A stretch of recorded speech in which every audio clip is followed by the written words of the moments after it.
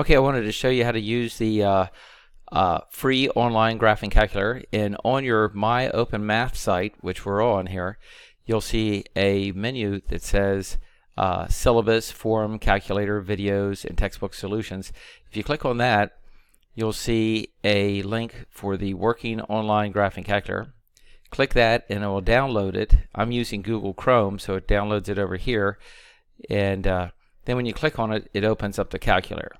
Then just say, click the menu button. It says press the menu button. So click the menu button to clear it.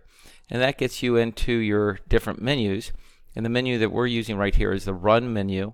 And to get into any menu, you just use your blue equals or blue execute button right here. And that's just like an equals button, but it also executes things like gets you into menus. So hit that and we're into this menu. Now here you can do all sorts of things like sign numbers, like if we wanted to say what is 6 minus, here's a minus sign, minus a negative 3, you can just type that in just like that and you get 9, which is the right answer. So this is your negative button, and here's your operations right here, like addition, subtraction, multiplication, division. And let's go ahead and go over some things with fractions. So I have a few problems here. And let's get the calculator up and do these. So this first one is 7/8 plus 2/3. So to enter fractions, the calculator, just enter the numerator, 7, hit the fraction key, it's right here. It looks like a fraction.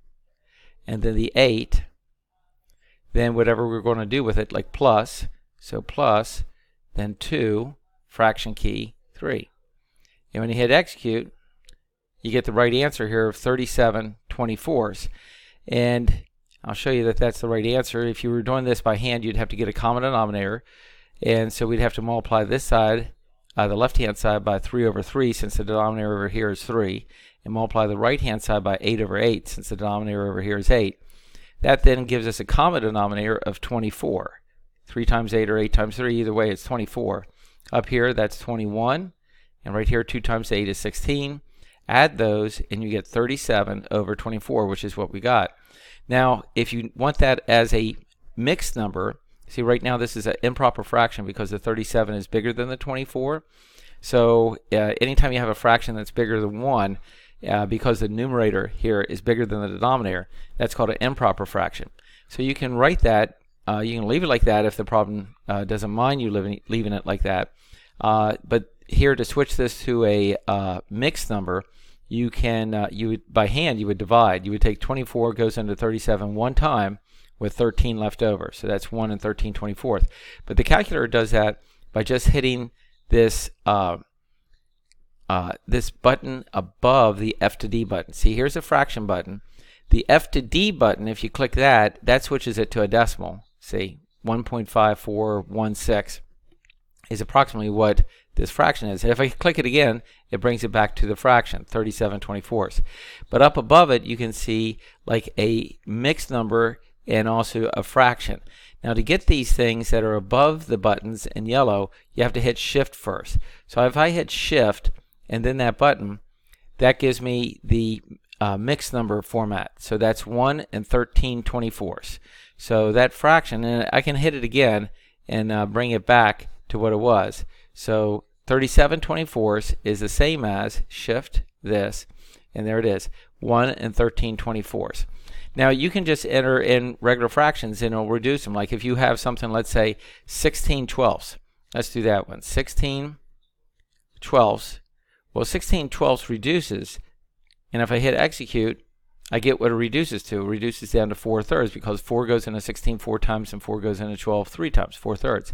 Now that's an improper fraction. If you want it as a mixed number, just hit the shift F to D button and it's 1 and 1/3. Hit the F to D button again and you get this as a decimal.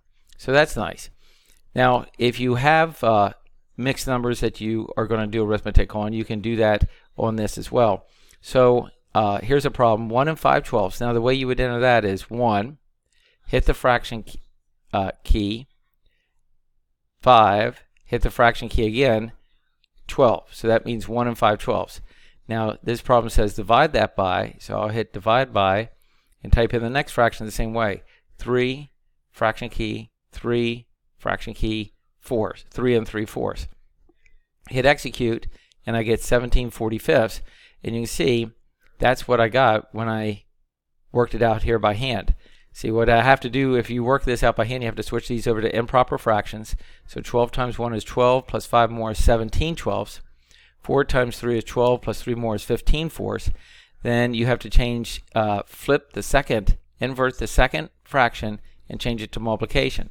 So that it becomes 17/12 times, flip this, 4 over 15.